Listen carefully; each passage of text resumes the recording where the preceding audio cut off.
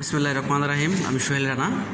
আমি আপনাদের মাঝে বর্তমানে অত্যন্ত একটি জনপ্রিয় সাবজেক্ট পাইথন প্রোগ্রামিং সাবজেক্টের কিছু কোডিং দেখাবো। তো আমি প্রথমেই দুঃখ প্রকাশ করেছি, মোবাইলে ভিডিও করতে হচ্ছে, স্ক্রিন রেকর্ডের একটু সমস্যা থাকার কারণে বা হেডফোন না থাকার কারণে। ঠিক আছে, তো আমি প্রোগ্রামটা লিখে রেখেছি। এটা কীভাবে কাজ করবে, এটা প্রথমত আমি হ্যাশ গ্রেড ক্যালকুলেটর লিখেছি, একটু কমেন্ট করে রেখেছি যেন এটা আমার আউটপুটে শো না করে। তো প্রথমে কী আছে, মার্কস আছে। আমি যেহেতু গ্রেড ক্যালকুলেটর তৈরি করেছি, তো এখানে মার্কস একটা ইনপুট আছে এখানে। ঠিক আছে, তো এখানে আমি ব্যবহার করেছি কি, এখানে ইনপুট হিসেবে একটি ফাংশন নিয়েছি প্রথমত। ঠিক আছে, তো এই ইনপুট ফাংশনের কাজটা কি, এর মূলত কাজ হচ্ছে সে ইনপুট থেকে কোনো তথ্য নেবে। ঠিক আছে, তো ইনপুট থেকে তথ্য নিবে কার মাঝে, এটা এবং এর মাঝে একটা কী দিয়েছে, একটা স্ট্রিং দিয়েছি। হ্যাঁ, স্ট্রিং দিয়েছি। স্ট্রিং দিতে কী করছে এটা, এবং নিচে ইফ ইলস ব্যবহার করেছি এবং শর্ত জুড়ে দিয়েছি। হ্যাঁ, যদি আমার প্রথমত 80 থেকে 100 পর্যন্ত কোনো মার্ক হয়, তাহলে এটা গ্রেড হবে আমার A+। এবং ইলস ব্যবহার করেছি 70 থেকে যদি 80-র মধ্যে থাকে, 80 পর্যন্ত মানে 79 পর্যন্ত, তাহলে হবে এ। তোমার তারপর হচ্ছে আপনার 60 থেকে 69 পর্যন্ত যদি থাকে, তাহলে মার্ক থাকে, তাহলে A-। এভাবে আমি গ্রেডিং করেছি। হ্যাঁ, লাস্টে দিয়েছি 33 থেকে যদি 39-এর মাঝে থাকে, তাহলে এটা হবে কি ডি গ্রেড। এবং F গ্রেড বা ফেল গ্রেড আমরা যেটা বলি, ফেল্ড দিয়েছি কীভাবে, 33-এর নিচে যে মার্কটি পাবে সেই মার্কটি এখানে ফেল শো করবে। তো আমি দেখাচ্ছি কীভাবে আমি রান করব। আমি প্রোগ্রামটি রান করি। ঠিক আছে, তো রান করার এখানে আমি যদি 80 বা 89 নেই, ঠিক আছে, ইন্টার প্রেস করলাম, আমার গ্রেড কি A+ শো করেছে। হ্যাঁ, তো পর আমি এটা ক্লিয়ার করলাম। ক্লিয়ার করার পর আমি যদি এখানে সাপোজ 65 নেই, তো 65 নেওয়ার পরে ইন্টার করে দেখছি A-।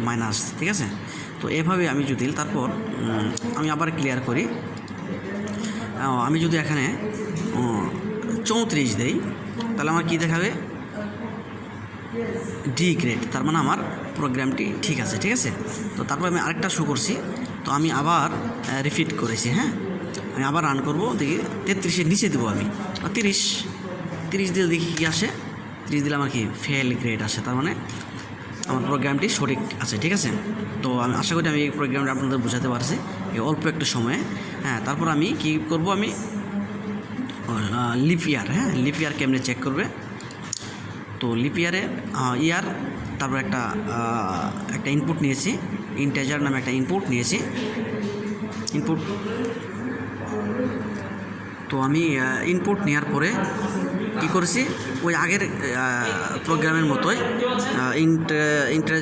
ইন্টার ইয়ার্স নিয়েছি, এটা একটা স্ট্রিং। ঠিক আছে, তো আমি স্ট্রিং এই কমেন্টটা আমি লিখে দিয়েছি, এর মাঝে লিখে দিয়েছি ইফ, শর্ত জুড়ে দিয়েছি ইফ ইয়ার্স 400। ঠিক আছে, এগুলো আমাদের 400 = 0 ওর ইয়ার্স %4, মানে 4 বছর পর যে আমাদের লিপ ইয়ার আসে, আমি সূত্রটি সুন্দর করে বসিয়ে দিয়েছি এবং ইয়ার %100 করে দিয়েছি। হ্যাঁ, তা প্রিন্টে কী দেখিয়েছি, প্রিন্টে ইউর ইজ লিপ ইয়ার।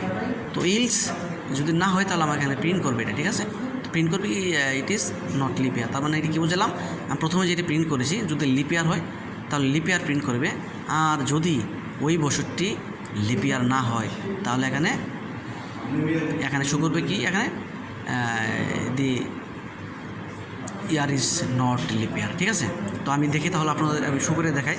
তো আমি প্রোগ্রামটা আবার রান করব। সাপোজ এই 2026 সাল, 26 দিয়ে চেক করবো। 2026 আমি লিখেছি, ইন্টার করেছি, কী আছে এখানে, দি ইয়ার ইজ নট লিপ ইয়ার। তার মানে আমার এই 2026 সালটা কি লিপ ইয়ারের আওতাভুক্ত নয়। তাহলে আমি এভাবে আবার রান করে দেখব। সাপোজ আমি 2027 দিয়ে দেখব, 2027 কি আছে, নট লিপ ইয়ার। সরি, আমি 2বার কল করেছি। হ্যাঁ, তো আমি এখানে 2027 দিয়ে আমি দেখব,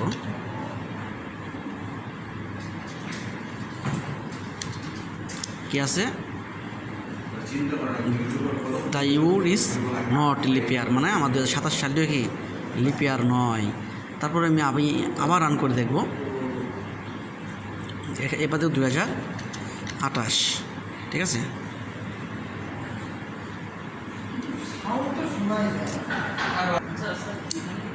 দুঃখিত ভিডিওটি আমার ক্লিয়ার না দেখা যাওয়ার জন্য।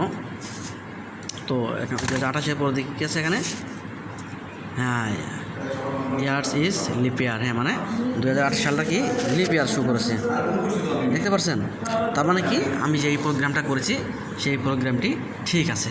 তো আমি আপনাদেরকে দুইটা প্রোগ্রাম দেখালাম, গ্রেট ক্যালকুলেটর, লিপ ইয়ার, এবং আমি পরবর্তীতে কী দেখাবো, নাম্বার ক্লাসিফিকেশন। নাম্বার ক্লাসিফিকেশনে কী দেখাবো এখানে, তো আগের মতোই একটা নাম্বার নিয়েছি এবং ইন্টিজার নিয়েছি, ইনপুট নামে একটা ফাংশন নিয়েছি, ফাংশনের মাঝে কী করেছি, ব্র্যাকেটের মাঝে স্ট্রিং নিয়েছি, enter the value of number.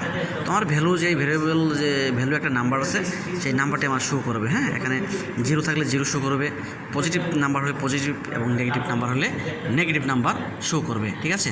তো আমি এই প্রোগ্রামটি রান করে দেখাচ্ছি। আমি যদি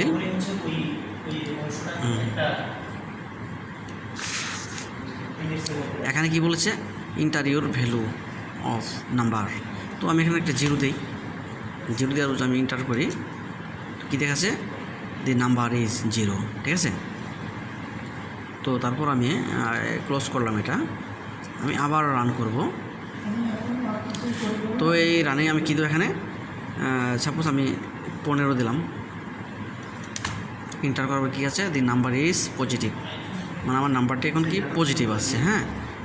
তারপর আমি এটা আবার ক্লোজ করে আমি আবার রান করব, হ্যাঁ। তো আমি একটা দিয়ে মাইনাস দিয়ে দিলাম, -15 দিলাম, তো কী আছে, দি নাম্বার ইজ নেগেটিভ, তার মানে আমার এই প্রোগ্রামটিও ঠিক আছে, ঠিক আছে। তো আমরা প্রোগ্রামটা কীভাবে করেছি, তো নাম্বার ইন্টাজার নামে একটা ফাংশন নিয়েছি, ফাংশনের মাঝে আমি এখানে লিখে দিয়েছি সব, এবং এখানে সত্য জুড়ে দিয়েছি, হ্যাঁ ইফ সত্য জুড়ে দিয়েছি। তারপরে কি প্রিন্ট করেছি 0, তারপর ইলস লিখেছি, তারপর এখানে প্রিন্ট করেছি আবার একটা পজিটিভ, আবার ইলস দিয়ে কী করেছি, প্রিন্ট করেছি নেগেটিভ। তারপর আমি 3টে সংখ্যাকে কল করেছি, হ্যাঁ। তো আমি আপনাদের মাঝে হয়তো কিছু তুলে ধরেছি, আমি দুঃখ প্রকাশ করছি এবারও, কারণ আমার না থাকার কারণে, হেডফোন না থাকার কারণে আমি কম্পিউটার দিয়ে আমি ভিডিও করতে পারছি না, ঠিক আছে।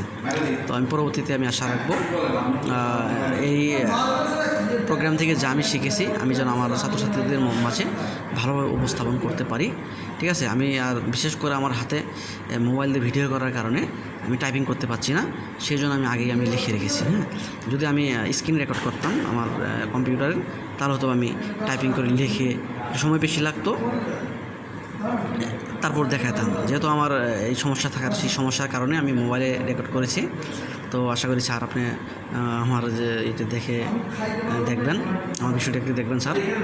আর যদি কোনো ভুল হয়ে থাকে স্যার আপনাদের কাছে দুঃখ প্রকাশ করছি। তো ধন্যবাদ স্যার আপনাকে।